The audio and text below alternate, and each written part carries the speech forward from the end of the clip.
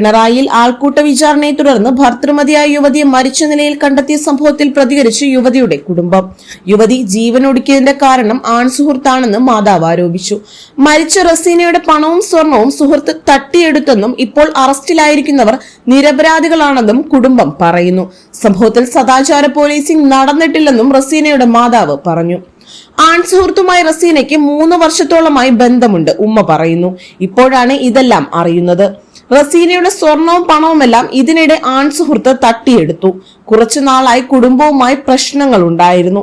ആൺസുഹൃത്തുമായി ബന്ധമുണ്ടെന്നത് അപ്പോഴൊന്നും അറിഞ്ഞിരുന്നില്ല. ഇപ്പോൾ 2 ദിവസമായാണ് ബന്ധത്തിന്റെ കാര്യം അറിയുന്നത്. ഇപ്പോൾ അറസ്റ്റിലായ 3 പേരും ഒന്നിനും പോവാത്ത പിള്ളേരാണ്.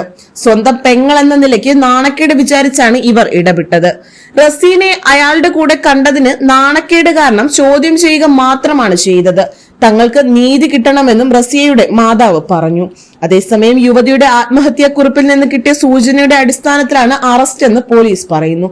മൃതദേഹത്തിൽ നിന്നും 2 പേജുള്ള ആത്മഹത്യാക്കുറിപ്പ് കണ്ടെത്തിയതായും അതിൽ പ്രതികളെ കുറിച്ചുള്ള വിവരങ്ങൾ ഉള്ളതായും പോലീസ് വ്യക്തമാക്കി.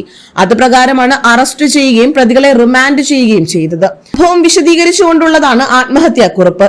യുവതിയും റയീസ് എന്ന സുഹൃത്തും സൗഹൃദ സംഭാഷണം നടത്തുന്നതിനിടെ കുറച്ചുപേർ വന്ന് മോശമായ രീതിയിൽ അതിനെ ചിത്രീകരിച്ചെന്നാണ് കുറിപ്പിലുള്ളത്.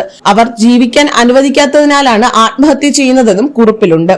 കേസിൽ കൂടുതൽ വിശദാംശങ്ങൾ ലഭിക്കണമെങ്കിൽ സ്ത്രീയുടെ സുഹൃത്തായ റയീസിനെ കണ്ടെത്തി കൂടുതൽ ചോദ്യം ചെയ്യേണ്ടതുണ്ടെന്ന് പോലീസ് പറഞ്ഞു.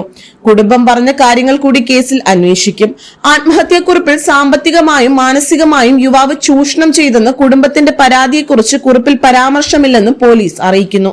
അതേസമയം അത്തരത്തിൽ ആത്മഹത്യാക്കുറിപ്പ് തങ്ങൾ കണ്ടിരുന്നില്ലെന്നാണ് റസിയയുടെ കുടുംബം വ്യക്തമാക്കുന്നത്.